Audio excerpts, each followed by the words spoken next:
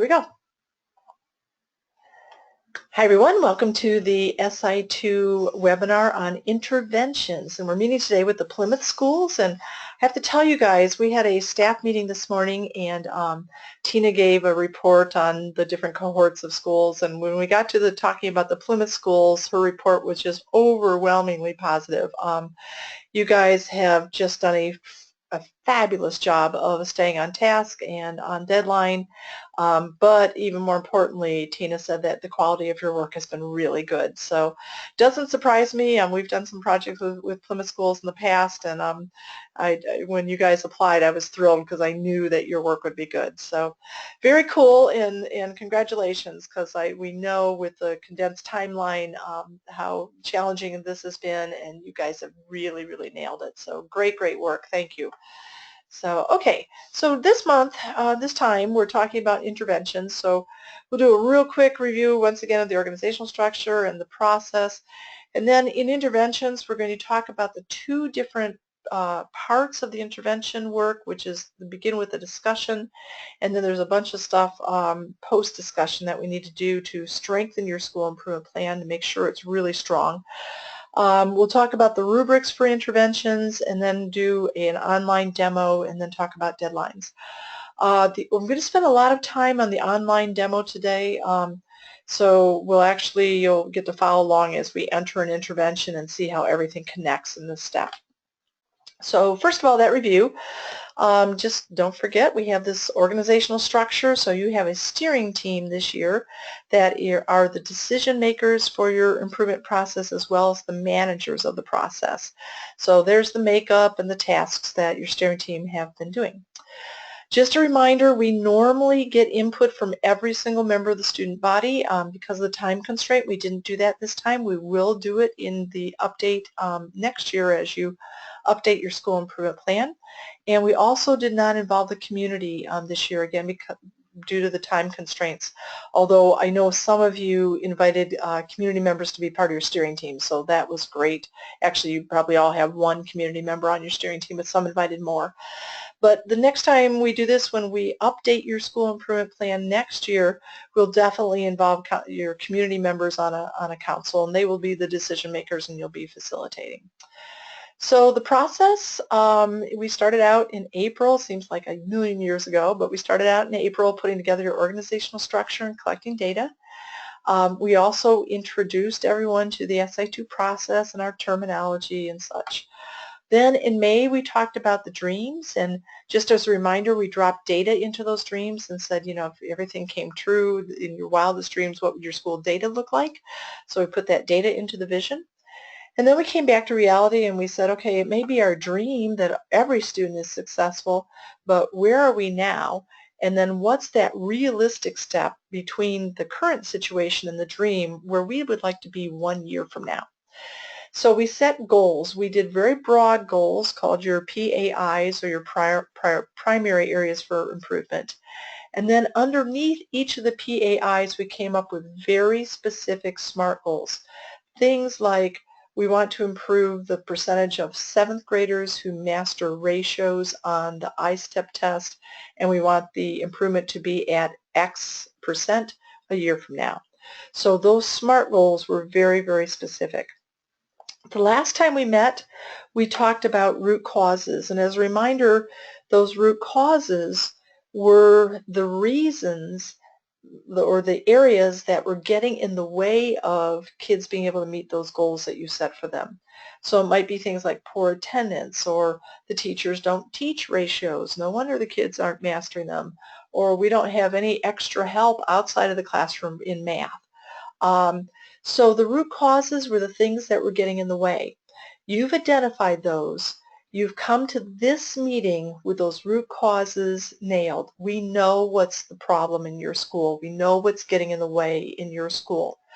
In order for you to reach your achievement goals, we have to address those root causes. If we don't, your achievement's not going to go up. So we have to address those root causes. That's what we're talking about this month in interventions. So your interventions is just another word for strategies. Your interventions are the things that are going to address the blockers. They're going to address those root causes. That's what we're doing this month. or this time. And then as soon as your interventions have been approved, immediately you're going to move on to preparation, which is to make sure that you're ready for those interventions to get going with integrity. Without preparation, the interventions tend to be mediocre. They tend to often not even be implemented, but with preparation, sound, carefully thought out preparation, the interventions really hit the ground running and they're implemented well.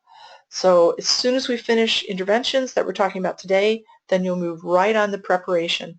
And as a reminder, there will not be a webinar for preparation because we didn't want to hold you back time-wise. So there will be just a video. As soon as you finish intervention, you move right on to preparation. Okay, so let's talk about interventions. So there's two parts. One part is the discussion, and then the other part is what happens after the discussion, which is really rich in our system. So in the discussion, the question that you're talking about is very simple. What will your school do to address each of your root causes? So notice the word do is in red and in caps, so we're finally moving to the action. This has been about vision and planning and targeting, and now we want to talk about, okay, what are we going to do about those root causes? And I also capitalized the word each because we want to look at each root cause all by itself and talk about, okay, what are we going to do about that root cause? So if one of your root causes is attendance, what are we going to do about attendance? One of your root causes is that we're not teaching ratios, then what are we going to do about that? So, so each of your root causes is looked at individually. Okay, so the tasks are these. First thing you're going to do is review the root causes. Then you're going to research interventions. We have several tools for you to see what other schools are doing when they have root causes that are similar to yours. So you'll be able to research interventions. Then your steering team will just talk about it. What did you find in your research? And then you'll decide, okay, let's do these interventions next year. So you'll just you'll research and talk about it. Then you'll enter the interventions into the system, and then the post-discussion tasks happen. Once all of the interventions are in the system, then the system will automatically spit out a bunch of crosswalk reports. Those reports will help you analyze the strength of your school improvement plan. They'll let you know, does our school improvement plan adequately address each of our root causes? Is the school improvement plan, are those interventions going to totally overwhelm our faculty in terms of time and energy?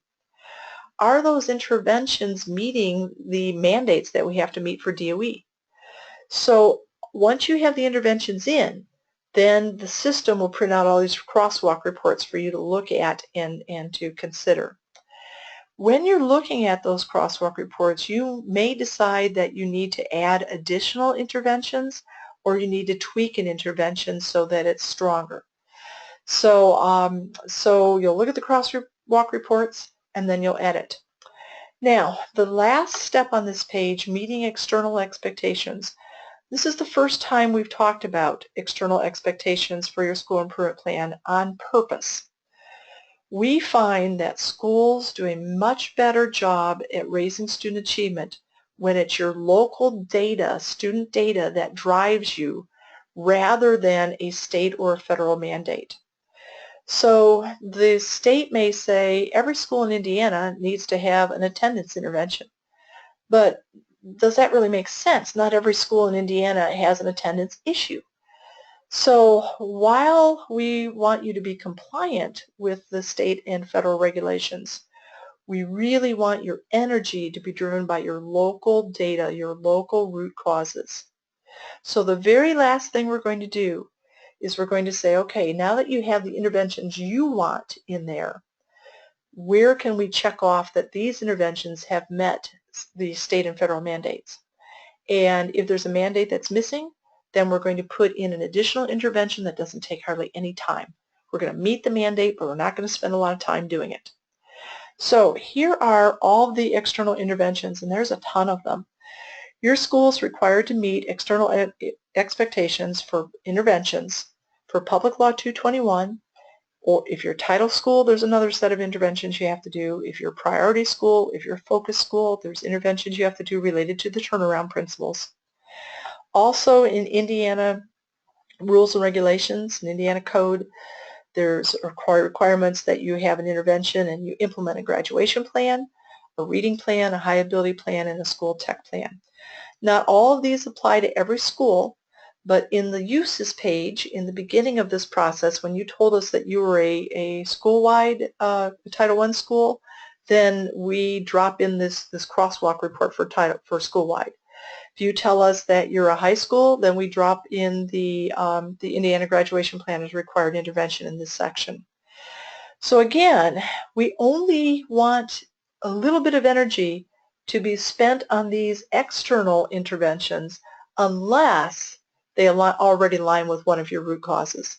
So if one of your root causes is attendance, and in PL 221 there's an attendance intervention that's required, then yeah, make that one high energy, high time commitment. But if it's not a root cause, then we're going to do it with just a tiny bit of energy. Okay, I'll show you more how that will work as we get into the online system. One question that we always get is, how many interventions should we have? Well, let's go back. Look at all those requirements. You're going to have a ton of interventions, but we want a lot of them to be low energy, low time commitment interventions. So there will be a lot, but our focus is on this. Are there enough interventions, and are there enough beefy interventions to significantly impact the root cause that you entered? If the answer is no, then hopefully you'll find that out in the crosswalk report, but if not, Tina will call you and she'll say, you know, you've got attendance there, but you're just passing out a flyer on attendance. I don't really think that's going to have an impact on your attendance. So we'll be kind of asking questions and mentoring and coaching you a bit if we don't think you've got enough or the right interventions to address, to significantly address your root cause. Remember, if we don't address that root cause, your achievement's not going to go up. So we've got to make sure that those interventions are spot on, they're beefy, they're rigorous, and you know that they're going to make a difference. On the other hand, sometimes, and more often, it kind of surprises us how often this happens. We get schools that are so fired up at this point that they put in a ton of interventions and a ton of root causes. And we look at there's an energy use crosswalk report that spits out, and we look at that report and we think, oh, those poor teachers, how are they ever going to do all these things? And what we really know is that they'll do them because in a way that's mediocre on all of them, and it won't have any difference on their root causes. So if that's the case, if you've overextended yourself, Tina will call and she'll say, hey, are you really sure you can do all of this? And the other way, sometimes we get, once in a while, not often, but sometimes we get schools who do very little. And then Tina will be calling and saying, I don't think this is going to hit your root causes. So, so the number of interventions needs to make sense with the energy and time that you have available for your faculty, but also it needs to be significant enough that that it's going to impact your root causes. One thing, I'm going to go back one slide, one thing I forgot to say here. I just wanted to assure you that we lobby on behalf of our SI2 schools. We have lobbied considerably with Indiana legislators as well as other Indiana policymakers at various agencies about the overabundance of interventions that are required for schools. We really think that schools should be required to have a locally data-driven school improvement plan, and not a school improvement plan that's driven by legislators who are making rules or policymakers who are making rules for all Indiana schools as though every Indiana school was the same. So we're lobbying, and we will continue to lobby. We've caught several people's attention, I think, when we bring our list of all the things that you're asked to do. And when you put them all together, it's a lot. So anyway, just wanted to let you know that we lobby big time on your behalf. So, okay. So now, let's say you've got all of those interventions in the system, the ones that you want to do to meet your root causes, as well as the ones that you need to do to meet the external expectations. So you've got all the interventions in. Now we're going to go to the post-discussion tasks. So you'll see that there are crosswalk reports that you'll be able to look at. You don't have to type anything in. The reports just spit out. And what you're wanting to figure out from these crosswalk reports is how strong is your school improvement plan? Do your interventions significantly address each of your root causes? Do they address our key elements of high achieving schools? Do they address the turnaround principles? If you're a focus or priority school, we think the turnaround principles really have some good content to them. Do they meet external expectations that you have to meet because somebody outside your school said you had to do this? And do all of your interventions require an appropriate amount of energy and time commitment from your faculty? You're not overextending, you're not underextending. So if you're not happy with your interventions, after looking at these crosswalk reports, then you can just go in and edit the interventions. And I'll show you how to look at the crosswalk reports and how to edit your interventions. And I've mentioned this, but I just want to drive it home again. If you are putting in an intervention only to meet an external expectation, in other words, it's not aligned with your own root causes for your school, then we strongly suggest that you implement an intervention that is low energy. Let me give you an example. Let's say that you already have good attendance, and because of PL 221 you have to put in an attendance intervention. What that intervention could be is just to maintain your attendance policy. Or to maintain your attendance procedures. So we're not doing anything different, but we've got an intervention. It's to maintain something you're already doing, and it's documented so that you're compliant with everybody. And you're able to show, and you know that you're compliant with all the different requirements. Okay, so very low energy we would suggest, unless you really do have an attendance problem, and that is one of your local root causes.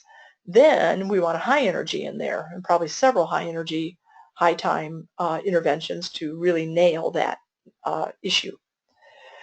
Okay, in the rubrics, I'm just going to fly through this. I just want you to know these are there. So when you go hit the rubrics, you'll see that there is a separate rubrics for each of the crosswalk reports. For example, on the root cause crosswalk report, there's a separate item here. We're wanting to make sure that each each root cause is being addressed by interventions, and that if those interventions are implemented well, that we would expect that root cause to go away. So this just kind of flags you to check this. It also flags Tina to check this as she's looking at your work. So each of the intervention crosswalk reports has a separate rubric item that goes with it.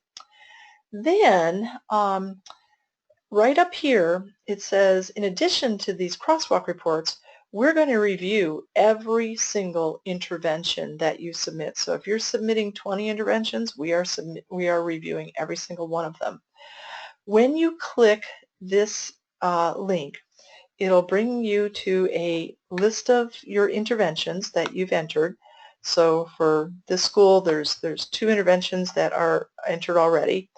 And then if you click submitted, or whatever it says in the status column, that will bring up the rubric for that individual intervention. And depending on, again, if your school is title or if it's focus is priority or a focus school or whatever, these rubric items will change. These are, in many cases, the exact rubric items that DOE is using, so we're kind of checking the same way that they would. Okay, so now the other thing I want to say in this section is that you can imagine how many interventions we're going to get from all of the schools that are participating in SI2. It's going to be overwhelming for us. And we know that this timeline is also overwhelming for you. Want to remind you that normally it's not like this. We're on a shortened timeline because of DOE's deadlines on school improvement plans. Last year's school improvement plan wasn't due until March 1st, and the next one is due October 1st. So we haven't had a full time period to help schools create their school improvement plans. Because of this, your work and our work is really condensed.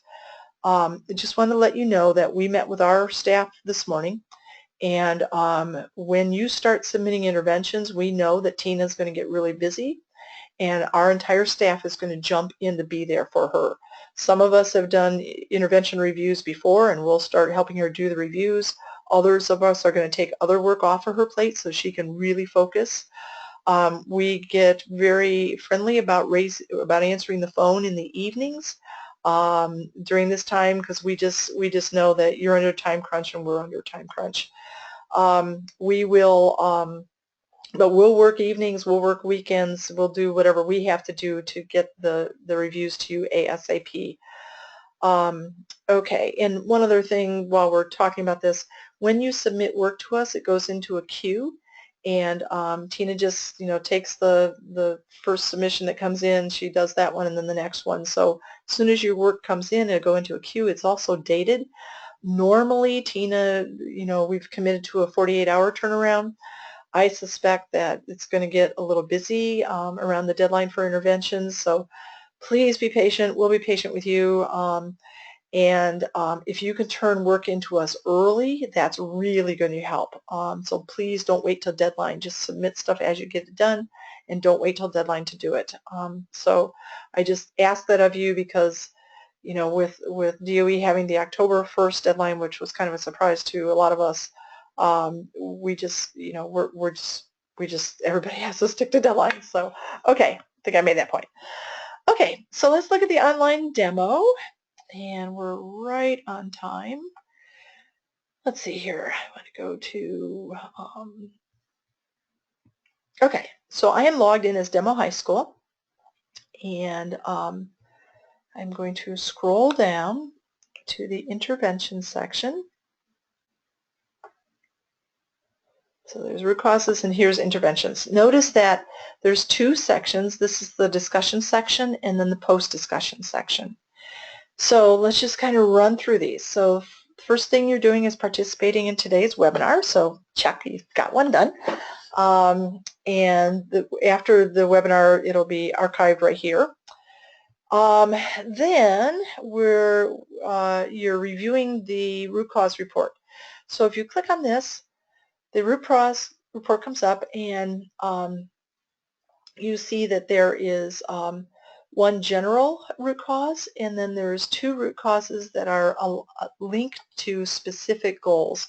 And this is Demo High School, so I haven't put a lot of information in. Typically you would have more than one root cause for each of the academic goals.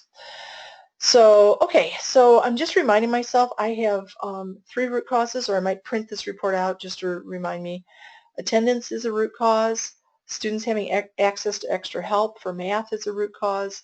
And 7th grade math teachers are not teaching lessons on ratios is a root cause. So I've got 3 issues that I need to address through interventions.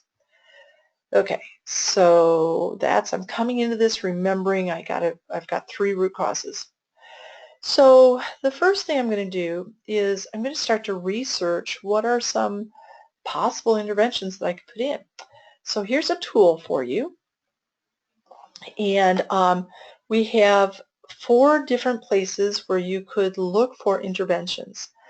The first one is a list of interventions that have been entered by SI2 schools into our system over the last 20 years. There are thousands and thousands of interventions in there. So let's say I'm doing the attendance root cause. I'm going to go into this report, and I'm just going to click in the word attendance, see what comes up. So I click in attendance. I'm not going to click on these areas yet. I just want to see how many are going to come up with just the word attendance. And I've got 733 interventions that SI2 schools have put in dealing with attendance. So I'm going to try to narrow that down a little bit. So this part, there's some definitions in here that I'm going to define for you. I can narrow this down 3 different ways. The first way is to look at the focus of the intervention. So is this a general intervention, or do I want an intervention that's specific to a data target or a root cause? I'm going to say I want a general one because I'm really wanting to look at attendance and how attendance impacts all subject areas. So I'm looking for a general. I can also then say the impact, and I'm going to define these terms right here. What we have found over the years is that a lot of schools, and a lot of good schools, by the way, high-achieving schools, will write a school improvement plan, and as we read the school improvement plan, it's all what we call feel-good interventions that we really think are low impact. Let me give you an example. Last week in the Indianapolis TV news, there was a little segment about an organization that had purchased a book bag for every student in Indianapolis, which is wonderful. I mean, what a kind thing to do. However, if that student with that book bag walks into a 6th grade class and that 6th grade teacher is teaching 3rd grade content, it's not going to matter at all that that student has a book bag. If that student walks into the 6th grade class and the teacher's instruction is not engaging, it's not going to matter at all if that student has a book bag. So we would consider that a low impact intervention. It's nice, it makes us feel good, it looks good on paper, but it's not really having an impact on instruction, on assessment, on curriculum rigor, on the things that really make a difference. So we define those things that really make a difference as high impact outside the classroom or high impact inside the classroom. So high impact outside the classroom might be something like a math tutoring club. It's not happening inside the classroom, but it's certainly going to help because it provides extra help for kids. So that might be a high impact outside. A high impact inside might be something like differentiated instruction or something like that that is changing what's happening inside that classroom. From our observation and from all the reading and research that we've done, schools that improve the most tend to implement interventions that are inside the classroom and are high impact. They're focusing on what is taught, and how it's assessed. They're focusing on an assessment, how teachers are using that assessment results to impact and to inform their decisions about instruction or to identify students that need extra help. So let's say that we're looking for a high impact inside. Actually, I want to show you how this, that would work. And then the energy level, actually I'm going to leave this one blank because I want to show you one thing. On the energy level, I can do that. High energy, again I'm going to define these terms here. High energy means that it's going to be something that requires a lot of time and a lot of energy for every single teacher in the building. So high energy is something like doing differentiated instruction across the board where every teacher is being trained in differentiated instruction, huge professional development, a series of professional development activities. I mean, it's big. Medium energy is something that impacts a few teachers but in a major way. For example, in teaching ratios in 7th grade, that's going to impact all the 7th grade math teachers. It's going to be huge for them. They're going to have to do curriculum development, research, and all that, professional development. But it doesn't impact the whole faculty, so we would consider that medium energy. Or sometimes there's initiatives, interventions that do impact the whole faculty, but it's just not going to require them to spend a lot of time. So low energy is just something like changing an attendance procedure, or changing some wording in on a prerequisite in a curriculum guide. I mean, that's something that's have a big impact probably, but it would be a low energy. It's not going to require a lot of work for people. And then low energy continuation. That is an intervention that used to be high energy when it was first implemented, like differentiated instruction would be definitely high energy if we're going across the board with all teachers on that. We're doing good professional development, that would be high energy. But after we've done it for 5 or 6 years, we're just continuing to use differentiated instruction. We need a little bit of professional development to keep improving, but it's not like the time it took to teach everybody that instructional practice in the beginning.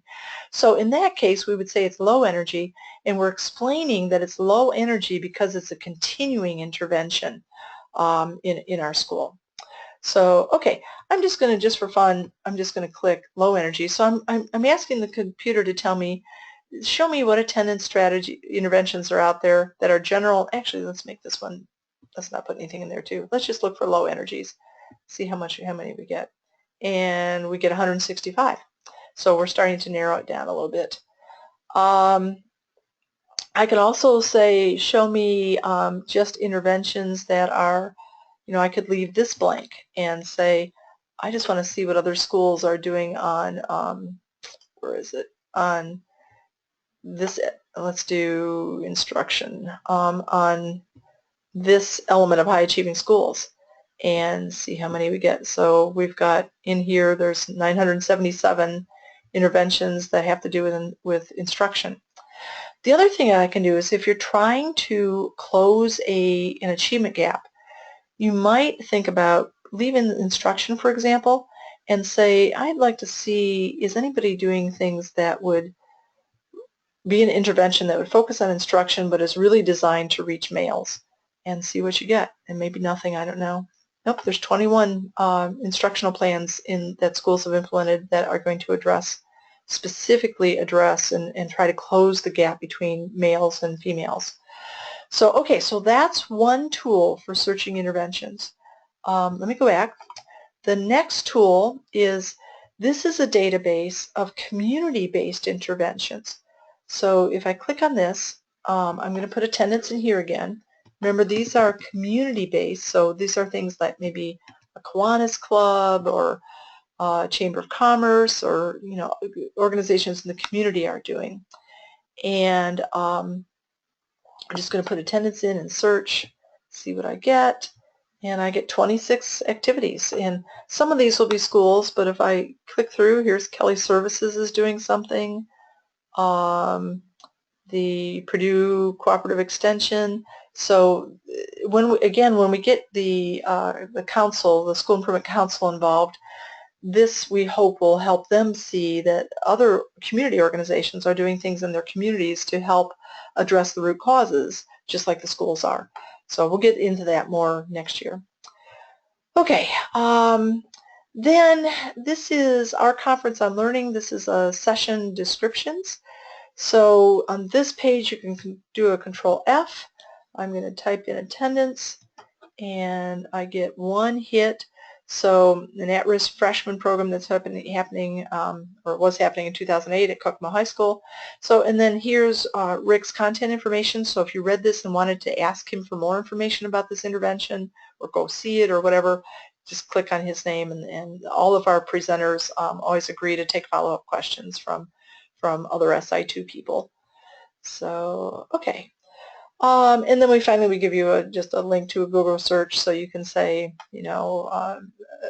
attendance strategies at schools or whatever, and other ideas would pop up. So, okay, so that's the research part.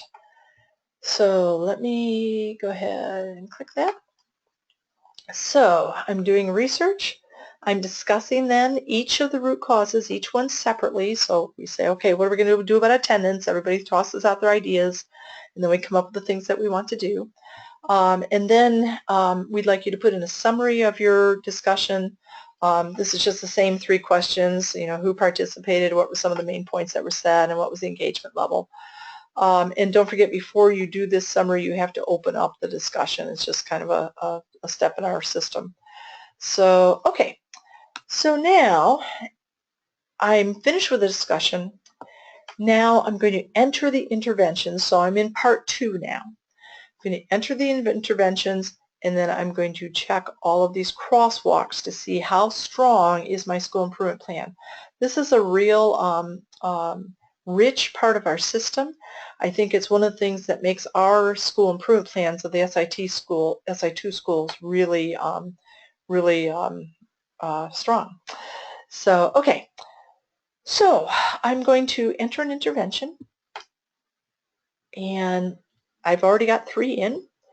I'm going to add an intervention, and let's title this one. Let's make it I'm going to put in an intervention that would address attendance, since we're focusing on that today. So I'm going to say award program for perfect attendance. And then the description would be, let's say, the local Chamber of Commerce will provide a $200 award for all students who have perfect attendance.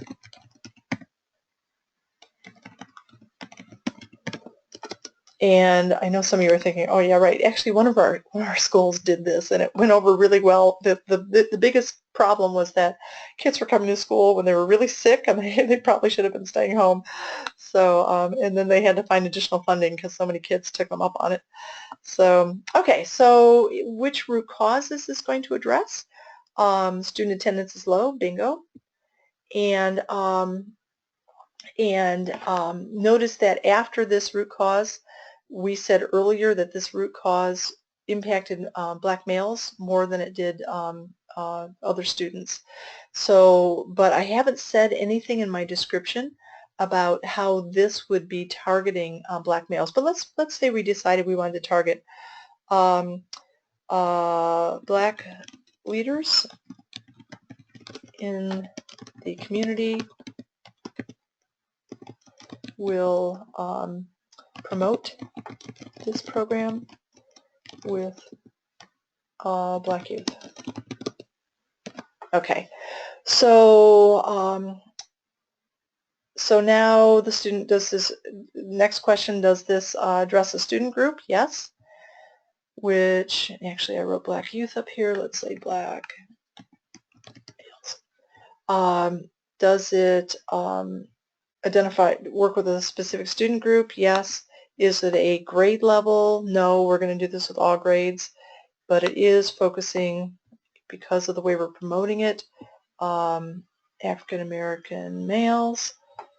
And targeted assistance, does this focus on targeted assistance students? No. Which elements does it address? This is attendance, which would be part of the learning environment. Impact area, this is going to be, this intervention is going to happen outside of the classroom. Energy level, and really the Chamber of Commerce is going to do it, so for my teachers it would be low energy. This question asks if we may include the intervention in our database. If you don't want us to, check that, but all of our schools usually do. And then we're doing entry for the tab is complete, and we're saving. Okay, so that's how to do part 1. One other thing that I wanted to point out, let's say you're typing in an intervention that has nothing to do with any of your root causes. The only reason you're doing it is because it meets an external expectation. When you get down to root cause, if it's not addressing your root causes, you're only doing it because someone outside your building said you have to, then you're going to check external expectation and not check any of your root causes that it does not align with. You're just doing it because somebody outside the building said you have to. Okay, so that's part 1. And notice, because at the bottom I said that we were good to go, that check appeared there. External expectations. Here are all the external expectations that exist for your school. And not all of these will appear for everybody. So it depends on if you're a title school or focus or priority, whatever.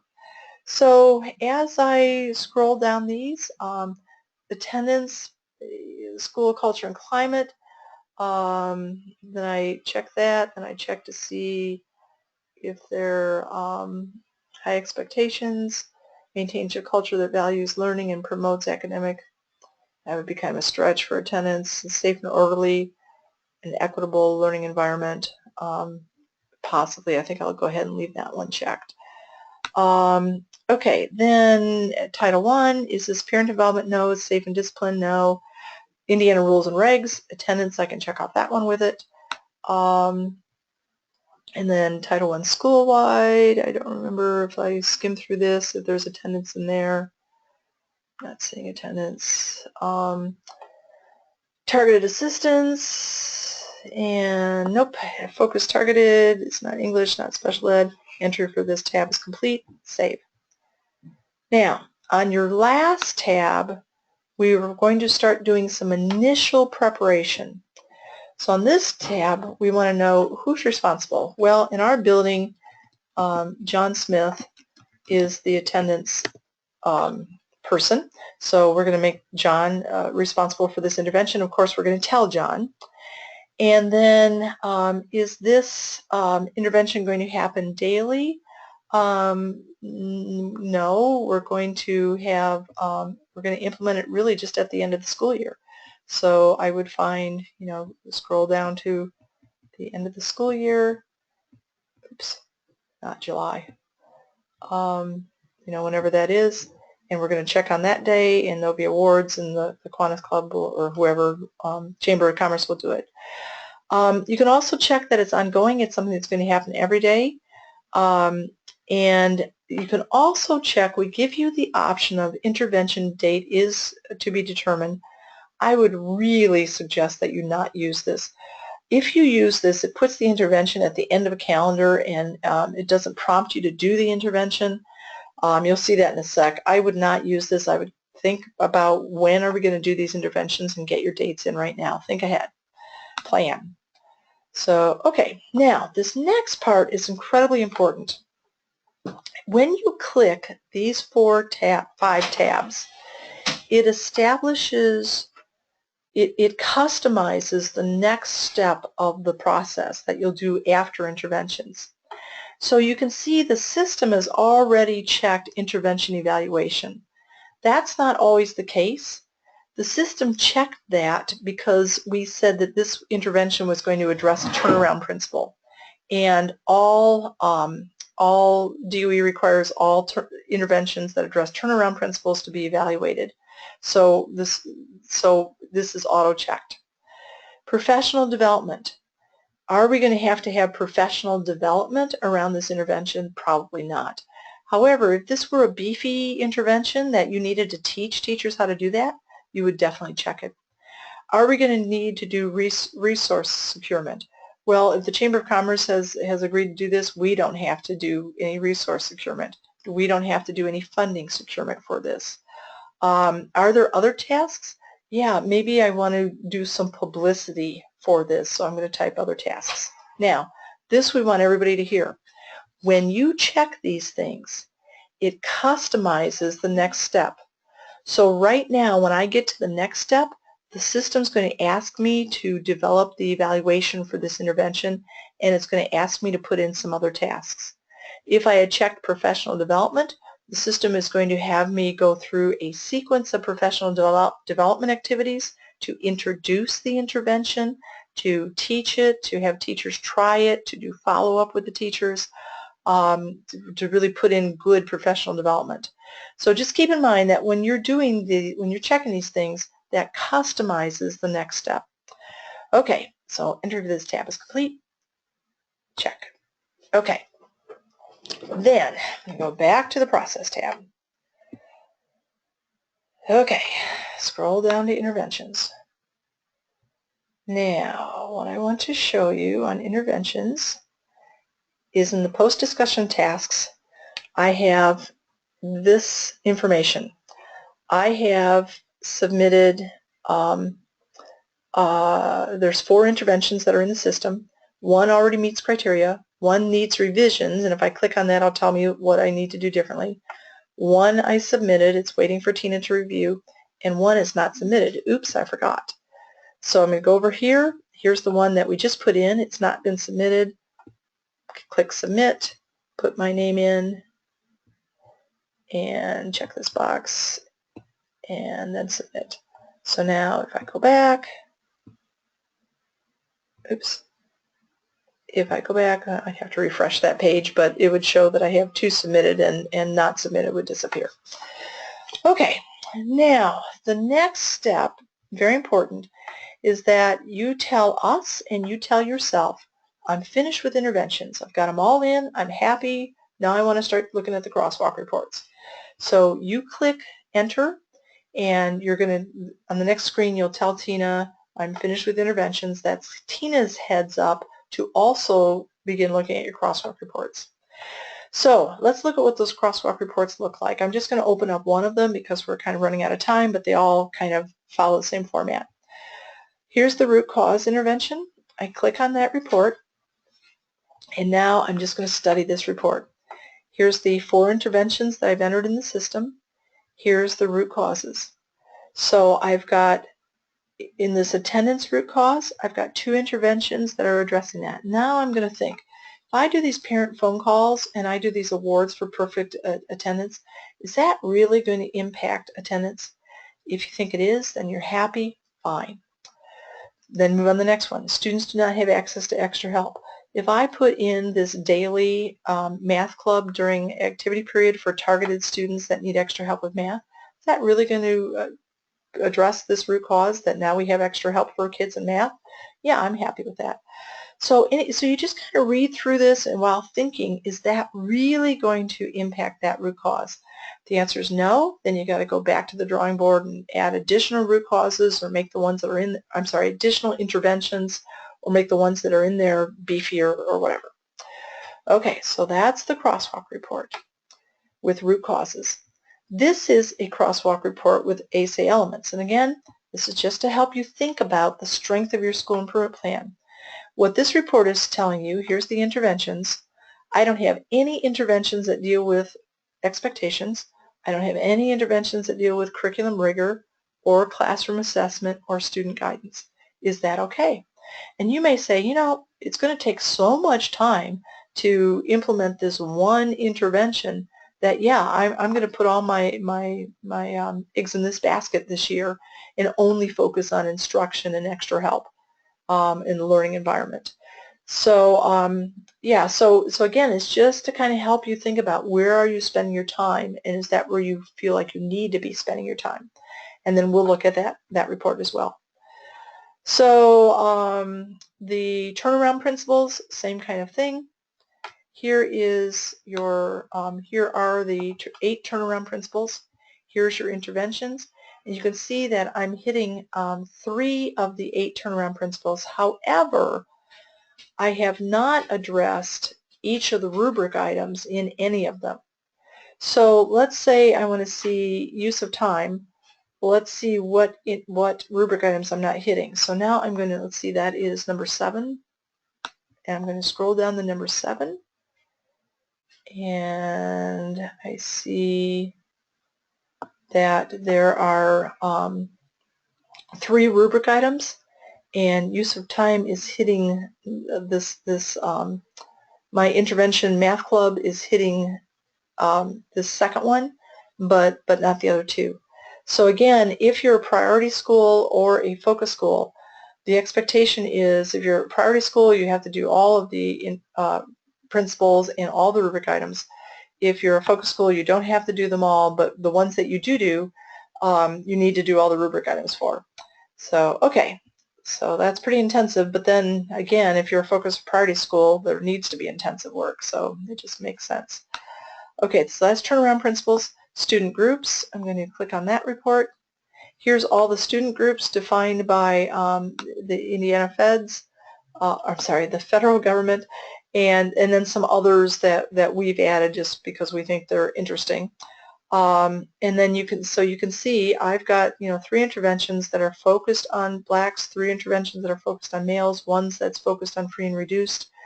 So you can kind of see where my focus is in terms of closing my achievement gaps. So okay. And remember how we did this. It doesn't have to be an intervention that only the black males participate in. It can be an intervention for everybody, but it's focused on engaging black males at a greater rate. So we did that just by having Black leaders in the community talk to Black boys about the intervention. Anyone can participate in it, but we've done a reach out to Black males in a more significant way. Okay, that is the student group crosswalk. External expectations, that's another really important crosswalk that we check all of these, but this one especially carefully. This lists all the Indiana rules and regs, and then you can see if this, if I were finished putting interventions in, I would have a problem because I only have addressed one of the Indiana expectations with attendance, and I've not done the others. So I'd have to go and add interventions. And again, if I'm only adding an intervention to meet an external expectation, we suggest you don't spend any time at all in it. Okay, here's Title I school-wide. Here's all of your expectations, and then the crosswalk. So you can see, again, if I were Title I, I'd have some work to do still. Here's Title I targeted assistance, Title I focus targeted. So, okay. Okay, so that's external expectations. Energy level. So right now I don't have any interventions that are going to tax the entire faculty in a major way. I've got pockets of teachers that are taxed, but not everybody. So, and again, this is just something to think, okay, this may be all medium, but it's, it's still hitting all my math teachers and, the attendance workers and, whatever. So, or you may decide, yeah, this is really hitting the math department, but I'm not really doing anything in language arts here. Or, how could we, have those teachers also be supporting our root causes? So, okay, that's energy level. Okay, then this next one, this report is kind of a summary report. It really is. I like to think of this report as your school improvement plan in a nutshell. So these are your interventions that we've put in this first chart, and and this is the root cause. Student attendance is low. Because we put student attendance is low, we put that in as a general root cause. And so we've got two interventions that are addressing these root causes. That's the general. Now I'm going to move down to specific. So in this next chart, the title of the chart is, I'm looking at this chart, it relates to this SMART goal. 9th grade, free and reduced lunch, and what we're looking at, the percentage of those students who solve absolute value linear equations in one variable on the Algebra 1 ACA. So I'm looking at, here's my interventions. Let me back up. Here are the root causes. Here are the things that I said were getting in the way of this. And here's the interventions that will address those root causes. So the idea is, if I'm reading this, and when Tina's reading this, what we're saying is, if I implement this intervention well, this math club, is that going to impact this root cause? And if I do impact this root cause, is this SMART goal going to go up? So it's always like a pyramid. Intervention, hit the root causes, and then when I hit those root causes, the student achievement will improve. So there's one of these little charts for every single one of your SMART goals. So the next one was 7th grade free and reduced lunch students who are mastering ratios. Here's the thing that I said was getting in the way. Here's the intervention that's addressing that. And if I do that, is that going to make a difference? So, okay. So that's that. That's kind of a big report, I think. Kind of summarizes your whole school improvement plan all in a couple of tables. Okay. Next one, and I realize we are right on time, but we're about to finish. We're entering turnaround principle monitor assignments. This is a DOE requirement. So if this appears in your system, what we need to know is who's going to be the flag waver for each of these turnaround principles. So if I'm the flag waver for school leadership, it means that I'm paying attention to school leadership, and I'm making sure that I'm very familiar with all the rubric items for that turnaround principle. I'm able to say, okay, these interventions are in place. if there aren't enough interventions, I'm the spokesperson for that turnaround principle. I've kind of like adopted that turnaround principle as mine, and I'm the voice of that turnaround principle in my building. So if you get prompted to put this in, that's kind of what this is about. And in your SAP, if you're a focus or a priority school, this information actually prints out in the SAP. Okay, then the next thing. If you are a focus or a priority school, we would like you to discuss your interventions with the DOE outreach coordinator that's assigned to your school. So if I click on this report, a list of all of my interventions and a description of that intervention appears. So you can see there's the one intervention, two interventions. And then I can click here on information, and here's DOE's website that tells you who your outreach coordinator is and how to reach them.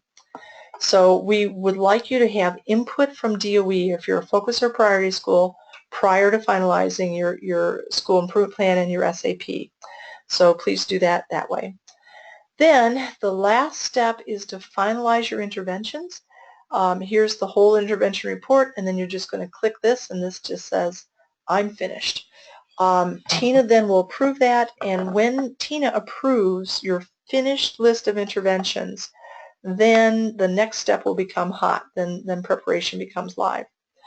There is a signature sheet here. You'll notice that it does not have a submission button next to it. It's just FYI.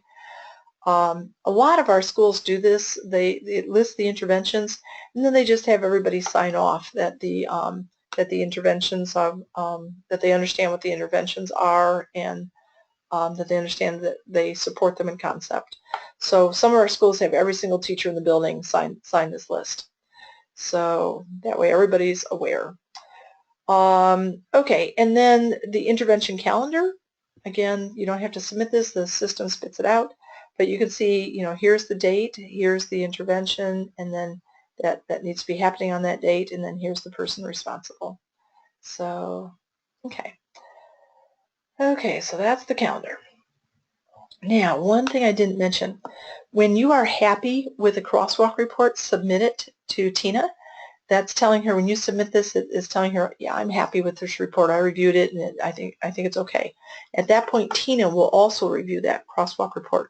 You can imagine how much reviewing Tina is going to be doing as all these interventions come in.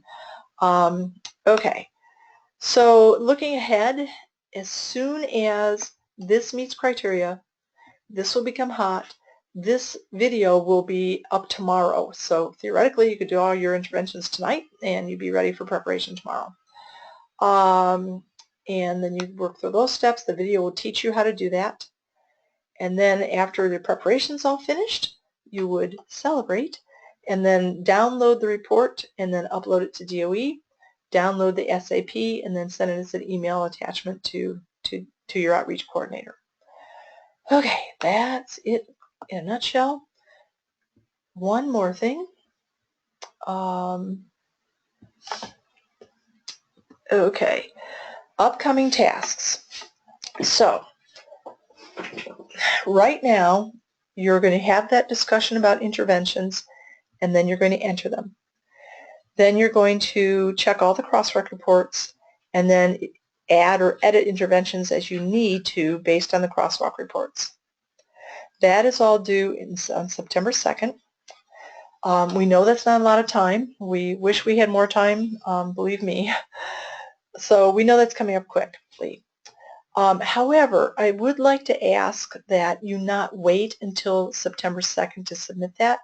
If all of our schools submit their interventions and all this stuff on September 2nd, we are going to have a pile up on our end. So we're really asking you, please, to get this work done before September 2nd and submit it to us. The benefit for you is that you'll get a better review from us because we won't have a bunch of piled up interventions waiting for review. But then the other thing is that the sooner you can get this step done, the more time you're going to have on preparation. So as soon as this is finished, so theoretically this could be finished tomorrow or even tonight, As soon as this is finished, we'll approve it, and then immediately watch the preparation video. Remember, there's no webinar for the next step. You can move right on and then enter your preparations. That we would like to be due by September 20th. That gives us about 5 work days plus weekends if we need them to review all the preparations so that you can get everything approved and submitted to DOE by September 30th. So again, the name of the game is working ahead of deadline. If the schools start getting behind on this, or if everybody submits everything on the deadline, we're going to have a hard time. So we know that this has been, hugely time-consuming and not enough time on your part, and same with us. You do have my pledge that we'll be working nights, weekends. We'll all pitch in to help Tina to make sure that she's keeping her head above water. So we'll see how it goes, but please, please, please submit ASAP. Okay, I think that's it. Yep, Tina, I know we're about 5 minutes over. Anything that I've forgotten or you want to clarify that maybe I didn't explain clearly, or were there any questions that came up? There were no questions that came up. It's a moot point with this group to talk about late submissions because you're looking beautiful. Cool. And so my other thing is that, kind of hanging with that Olympics deal. I don't know if you guys were all as enthralled with it as I was. I'm kind of missing it today. But I know we kind of talked about this earlier, but we are in a marathon right now with this part of the school improvement process, but we're looking at it as a sprint. So know that I'm here. If I don't answer the phone, if it's late at night, go ahead, call anyway, leave a message. I will answer you through email. That way I can for sure get in touch with you after school hours. We'll get it done. We've not lost one yet, so we'll get it done, and we want it done correctly. So we'll stay on it. So good luck to everybody. Good, and thank you to Tina and the rest of our staff. We actually, maybe, I don't know, 10 years ago, we were in a very similar situation, and the schools just were wonderful, and our staff was wonderful too. It is what it is, and everybody's one of those times where you just got to roll up your sleeves and dig in. So I can promise you it won't be this way next year. One, DOE's back on schedule to have their school improvement plans due in the fall. So, we're good with that. So we never will be in this, hopefully won't be in this time crunch again. The other thing is that next year you're just updating your plan, and that's a whole lot easier than creating your plan from scratch the first time. Everything's in the system, and we're just tweaking the plan as we get a new set of data in next year. So year 2 is a whole lot less time consuming and a whole lot easier. So at any rate, and again, we're looking at now, I'm talking now about the plan that you would be submitting in September 2017. So, we've got some time to work on that one. So, okay, I think that's it. Call Tina. Thank you so much, Plymouth. Really, I just can't tell you how much it means to us and how tickled we are. And again, it didn't surprise me at all that you've done such great work. So.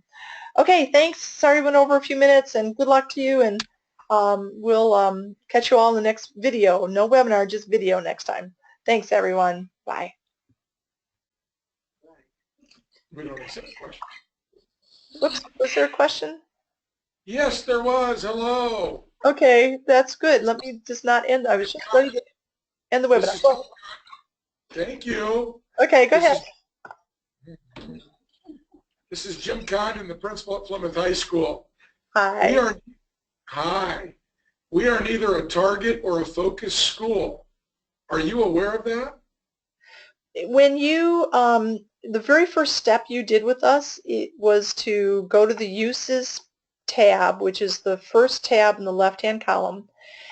On that page, you told us if you were a focus or a priority school. You checked boxes.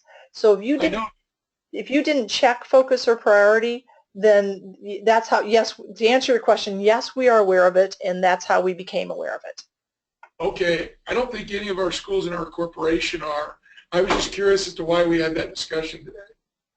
Oh, I'm sorry. I probably could have left that out, and next time I will. Thank you.